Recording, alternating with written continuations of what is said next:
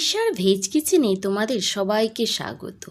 অনেকেই কিন্তু তোমরা বরবটি খেতে পছন্দ করো না, বা ভাবো বরবটির আবার কি খাবো, বরবটি তো শুধু ভাজাই খাওয়া যায়, আর কি কোনো তরকারি খাওয়া যায়? হ্যাঁ, তরকারিও কিন্তু খাওয়া যায় বরবটির, সেটাও কিন্তু খুব টেস্টি হয় এই তরকারিটা, মশলা বরবটি। আমি আজকে তোমাদের মশলা বরবটি করে দেখাবো, আর সেটা কিন্তু খুবই টেস্টি এবং সুস্বাদু হয়। তোমরা কিন্তু এটা রুটি বা পরোটার সাথে কিন্তু খেতে পারো, দারুণ লাগবে খেতে। তাহলে চলো বন্ধুরা, আমি দেখিয়ে দিই কীভাবে তোমরা এটা করবে। দেখো, এখানে আমি একটা বাটির মধ্যে হালকা উষ্ণ গরম জল নিয়েছি, আর আমি এখানে দিয়ে দিচ্ছি সর্ষে পাউডার। আমি বড় চামচের 1 চামচ সর্ষে পাউডার দিয়ে দিলাম, আর দিয়ে দেবো এখানে সামান্য একটু লবণ। সব কিছু একসাথে ভালো করে মিক্স করে নিলাম, নিয়ে আমি এটাকে 10 মিনিট ধরে রেখে দেব। তোমরা যদি চাও এখানে সর্ষে পেস্ট ব্যবহার করতে পারো, মানে গোটা সর্ষে কিন্তু বেটে নিতে পারো। এরপরে দেখো, আমি বরবটি আর আলুটাকে কিন্তু কেটে নিয়েছি।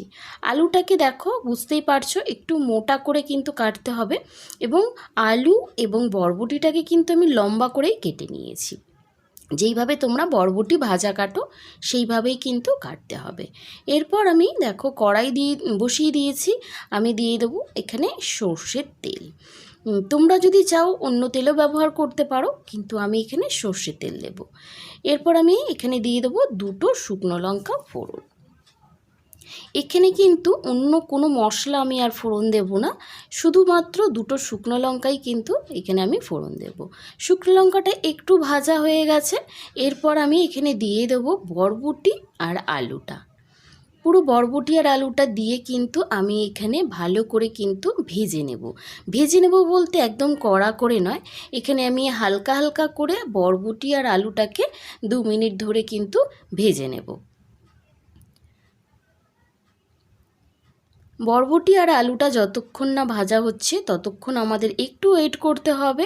আমি তোমাদের একটু বলে রাখি, তোমরা যারা এই রান্নাটা করবে তারা কিন্তু তোমরা এটা রুটি বা পরোটার সাথে কিন্তু খেতে পারো, দারুণ সুস্বাদু হয়।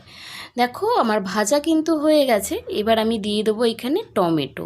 এখানে কিন্তু আমি টমেটো ছোট ছোট করে কেটে রেখেছি। দেখে তোমরা বুঝতেই পারছো যে টমেটোর পরিমাণটা কিন্তু অনেকটা, মানে এখানে কিন্তু আমি বড় বড় 2টো টমেটো নিয়েছি, তোমরাও কিন্তু তাই করবে। মানে টমেটোর পরিমাণটা কিন্তু এখানে একটু বেশি দিতে হবে, যেহেতু মশলা বরবটি, তো সেই কারণে কিন্তু একটু চটপটা হবে এই তরকারিটা, খেতে কিন্তু খুব ভালো হয়। আমি বারবার বলছি তোমাদের খেতে ভালো হয়, কারণ বরবটি অনেকেই পছন্দ করো না যেহেতু, তো সেই কারণেই বলা যে যারা পছন্দ করো না তারা কিন্তু অবশ্যই একবার করে খাবে। দেখো, 1 মিনিট ধরে কিন্তু আমি একটু কষিয়ে নিলাম। এরপর আমি এখানে দিয়ে দেবো বাদবাকি মশলাগুলো। মানে এখানে প্রথমে আমি দিয়ে দেবো সর্ষে, যে পেস্ট আমি গুলে রেখেছিলাম সেটা দিয়ে দেবো। এই সর্ষের পেস্টটা দেওয়ার পরেও কিন্তু আমি আরও 1 মিনিট ধরে কিন্তু সমস্ত মশলার সাথে এবং সবজির সাথে ভালো করে কিন্তু কষিয়ে নেব। রান্না কিন্তু একটু সময় সাপেক্ষ, তাই না? রান্নাতে কিন্তু মানে তাড়াহুড়ো করলে কিন্তু রান্নার কিন্তু টেস্ট আসে না, তাই একটু সময় নিয়ে ধৈর্য ধরে কিন্তু করতে হবে।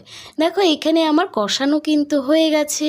এরপর আমি দিয়ে দেবো আরও বাদবাকি মশলা, মানে এখানে পরিমাণ মতো আমি দিয়ে দেবো লবণ, তারপর আমি এখানে দিয়ে দেবো পরিমাণ মতো হলুদের গুঁড়ো, তারপরে এখানে আমি দিয়ে দেবো জিরের গুঁড়ো। জিরের গুঁড়ো দেখো, আমি এখানে কিন্তু লঙ্কা দিয়ে দিলাম প্রথমে। আর লঙ্কাটা আমি তোমাদের একটু বলে রাখি যে শুকনো লঙ্কা আমি এখানে ব্যবহার করছি, তোমরা চাইলে কিন্তু কাঁচা লঙ্কাও করতে পারো যারা তোমরা শুকনো লঙ্কা খাও না। এরপর আমি দিয়ে দেবো জিরের গুঁড়ো। দেখো, ছোটো চামচের সামান্য 1 চামচ কিন্তু আমি জিরের গুঁড়ো দিয়েছি, কিন্তু ধনের গুঁড়োটা এখানে তোমাকে বেশি দিতে হবে।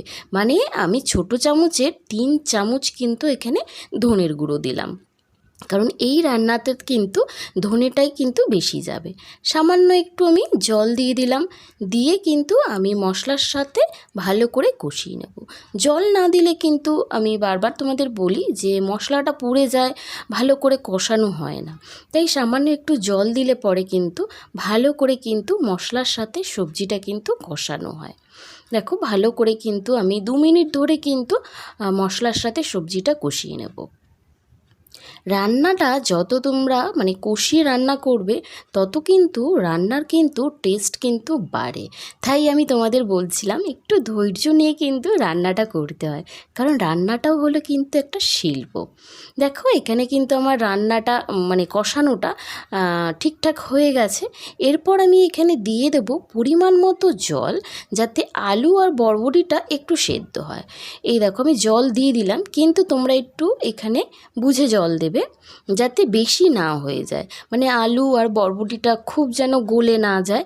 এবং এই রান্নাটা কিন্তু একটু শুকনো শুকনোই হয়, তো সেই কারণে বুঝে জল দেবে। আর 5 মিনিটের জন্য আমি দিয়ে দেবো ঢাকা। 5 মিনিট বাদে আমি ঢাকাটা খুললাম। দেখো আমার কিন্তু জলটা একদম শুকিয়ে গেছে, আর রান্নাটা কিন্তু একদম রেডি হয়ে গেছে।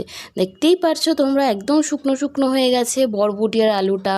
মশলাদার বরবটি খেতে কিন্তু অসাধারণ লাগে, কিন্তু অবশ্যই কিন্তু একবার ট্রাই করে দেখবে তোমরা এই মশলাদার বরবটি কেমন লাগছে তোমাদের।